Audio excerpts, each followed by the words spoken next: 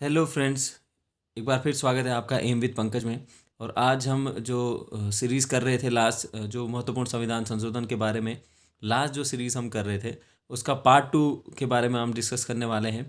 कल हमने कुछ संविधान संशोधनों के बारे में बात की थी कि कौन कौन से संविधान संशोधन हुए थे। उसी सीरीज़ को आगे बढ़ाते हुए आज हम कुछ और संविधान संशोधन देखेंगे जो परीक्षा दृष्टिकोण से काफ़ी ज़्यादा इंपॉर्टेंट होते हैं। अगर आप हमारे चैनल पर नए हैं तो प्लीज़ चैनल को सब्सक्राइब करना ना भूलें और इस वीडियो को ज़्यादा से ज़्यादा शेयर करें। तो आज का जो हमारा पहला संविधान संशोधन है, तो 42वां संविधान संशोधन अधिनियम 1976 को किया गया था। क्या क्या विशेषताएं, क्या क्या प्रावधान इसमें किए गए थे। देखिए, जो 42वां संविधान संशोधन है उसे मिनी कॉन्स्टिट्यूशन के नाम से भी या लघु संविधान के नाम से भी जाना जाता है, क्योंकि इसी संविधान संशोधन में बहुत सारी चीज़ें यहाँ पर रखी गई थी। लेकिन परीक्षा दृष्टिकोण से कुछ जो पॉइंट्स हैं वो सबसे ज़्यादा इम्पॉर्टेंट हैं, जिसके अंतर्गत पहला जो पॉइंट है, तो 42वें संविधान संशोधन 1976 के द्वारा हमारी जो प्रस्तावना है, भारत की जो संविधान की प्रस्तावना जो प्रेम्बल है, उसमें समाजवादी, पंथ निरपेक्ष तथा अखंडता, ये 3 शब्दों को सबसे पहले प्रस्तावना में यहाँ जोड़ा गया था। और इसी संविधान संशोधन के द्वारा ये सारे के सारे इसमें जोड़ दिए गए शब्द।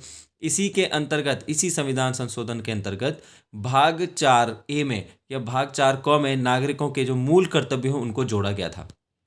तो भारतीय संविधान में पहले जो मूल संविधान था उसमें मूल कर्तव्यों का कोई भी रोल नहीं था, उन मूल कर्तव्यों के बारे में नहीं बताया गया था।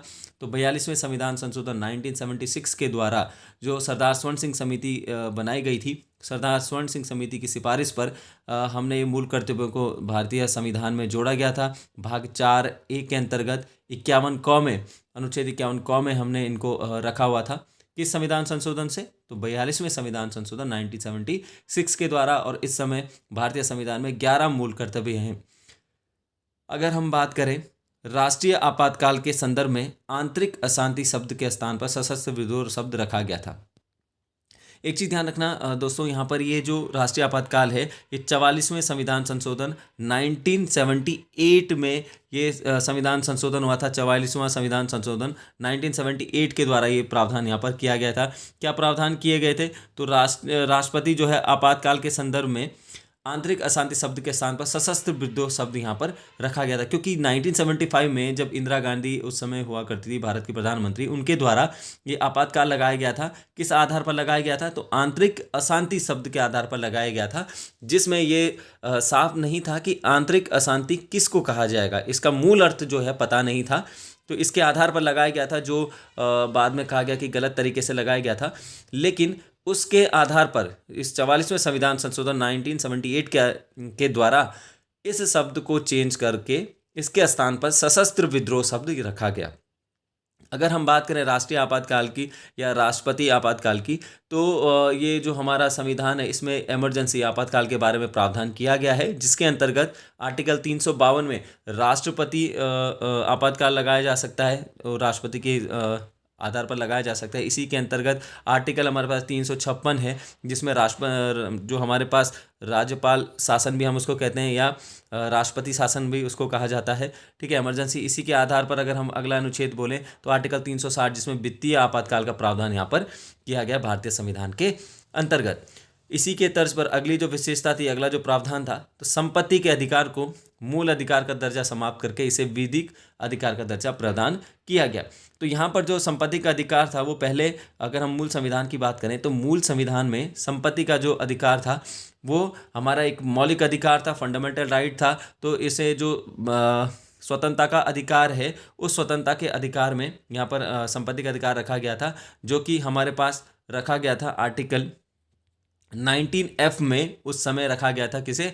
संपत्ति के अधिकार को, जिसे हमने बाद में चेंज करके किस में रख दिया? हमने इसको एक विधिक अधिकार, एक कानूनी अधिकार का दर्जा यहाँ पर प्रदान कर दिया गया। कब? 44वें संविधान संशोधन 1978 के अंतर्गत। इसी की तर्ज पर अगर हम अगला प्रावधान देखें तो इसमें राष्ट्रीय आपात के दौरान अनुच्छेद 20 और 21 के द्वारा प्रदत्त जो मूल अधिकार है उनको निलंबित नहीं किया जा सकता। यानी जो आर्टिकल 20 है और आर्टिकल 21 जो है, जीवन जीने का जो अधिकार है आर्टिकल 21, तो सभी जो है अधिकार स्वतः ही निलंबित हो जाते हैं। जैसे आर्टिकल 19 है वो स्वतः ही निलंबित हो जाता है राष्ट्रीय आपातकाल लगने के बाद।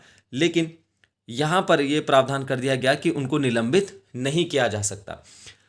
अगले संविधान संशोधन की बात करें तो 52वां संविधान संशोधन 1985 हमारे पास आया, जिसमें हमने प्रावधान किया कि संसद एवं राज्य विधानमंडल के सदस्यों को जो दल बदल के मामले में, जो दल बदल है, जो हम दल बदल किया जाता है उसके मामले में अयोग्य घोषित करने की व्यवस्था की गई। और इसी के आधार पर हमारे जो शेड्यूल है, जो 12 अनुसूचियां हैं, उसमें से 10वीं अनुसूची को यहाँ पर जोड़ा गया। 10वीं जो अनुसूची है दल बदल कानून से संबंधित है। इसमें हमने कहा कि भाई जो भी पार्टियां होती हैं या जो पार्टी के व्यक्तित्व हैं वो क्या करते हैं, पार्टियों को चेंज करते हैं, तो इस पर बैन लगाने के लिए ये किया गया था। तो ये संविधान संशोधन, इसमें देखिए 3 तरीके से अगर हम दल बदल कानून की अगर बात करें तो एक दल बदल कानून उन पर लगता है, एक तो राष्ट्रीय पार्टी से संबंधित जो होते हैं, यानी ऐसा व्यक्ति जो किसी पार्टी से संबंधित है या वो पार्टी को बिना बताए अपना पद छोड़ देता है, या फिर पार्टी के विपरीत जाकर किसी दूसरे को मत दे देता है। इस प्रकार की वो चीज़ें वहाँ पर रखी गई हैं। हालांकि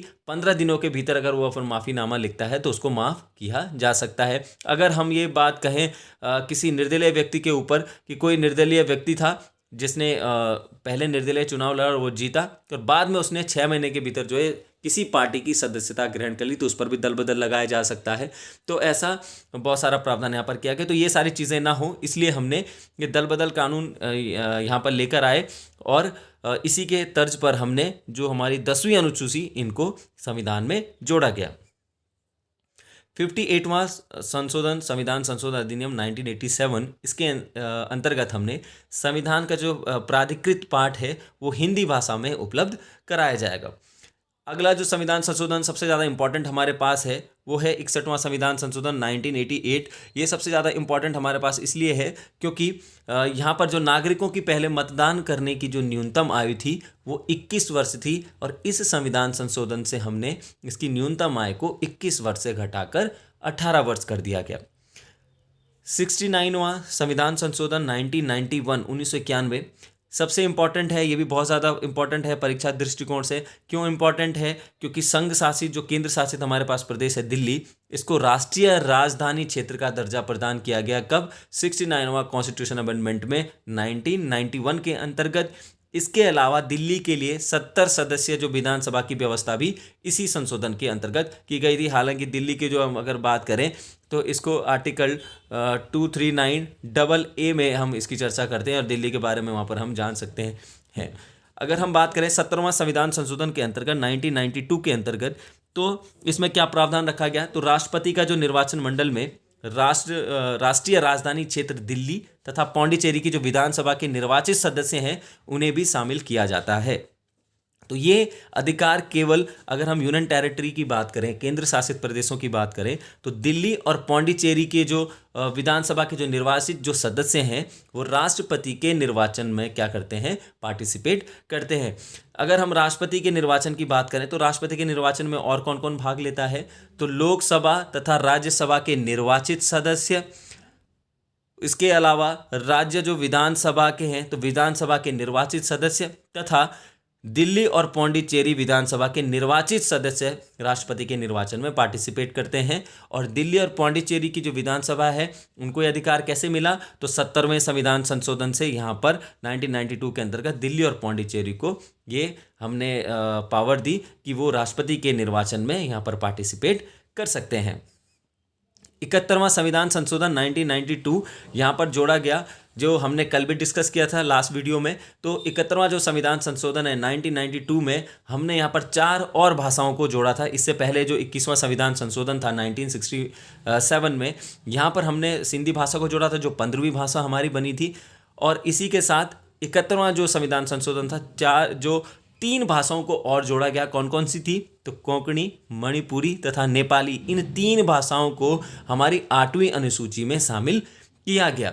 तो हमारी जो 8वीं अनुसूची है ये किससे संबंधित है? तो हमारी जो भाषाएं हैं उनसे संबंधित है। 73वां संविधान संशोधन 1992 बहुत ज़्यादा इंपॉर्टेंट है हमारे लिए। 73वां और 74वां जो संविधान संशोधन कई बार पेपरों में पूछा भी गया है। तो संविधान के भाग 9 तथा 11वीं अनुसूची जोड़कर पंचायतों को संवैधानिक दर्जा यहाँ पर प्रदान किया गया। यानी जो हमारी ग्राम पंचायतें हैं वहाँ पर इस संविधान संशोधन के द्वारा पंचायतों को संवैधानिक दर्जा यहाँ पर प्रदान किया गया। और एक अनुसूची, कौन सी? 11वीं अनुसूची यहाँ पर जोड़ी गई। अब आपको पता है कि जो पंचायती राज है बलवंत राय मेहता समिति की सिफारिश पर ये पंचायती राज लागू कर दिया गया था। और 2 अक्टूबर 1959 को 2 अक्टूबर 1959 को जो राजस्थान का नागौर जिला है उसमें सबसे पहले क्या कर दिया गया था, ये पंचायती राज लागू कर दिया गया था। और अगर हम बात करें 74वें संविधान संशोधन 1992 की, तो इसके अंतर्गत संविधान के भाग 9A या 9 को जोड़ा गया और इसके साथ साथ 12वीं अनुसूची भी यहाँ पर जोड़ दी गई, जिसके अंतर्गत हम क्या करते हैं, नगर पालिका परिषदों की यहाँ पर बात की जाती है। कुछ सब्जेक्ट वहाँ पर रखे गए हैं। अगर हम पहली नगर पालिका की बात करें तो मद्रास में सबसे पहले जो नगर पालिका मद्रास में खोली गई थी, तो ये सारी की सारी 1687 में सबसे पहले ये मद्रास में पहली नगर पालिका भारत की खोली गई थी। तो ये कुछ इंपॉर्टेंट हमारे पास संविधान संशोधन है। नेक्स्ट वीडियो में जो बचे हुए संविधान संशोधन उनके बारे में चर्चा करेंगे।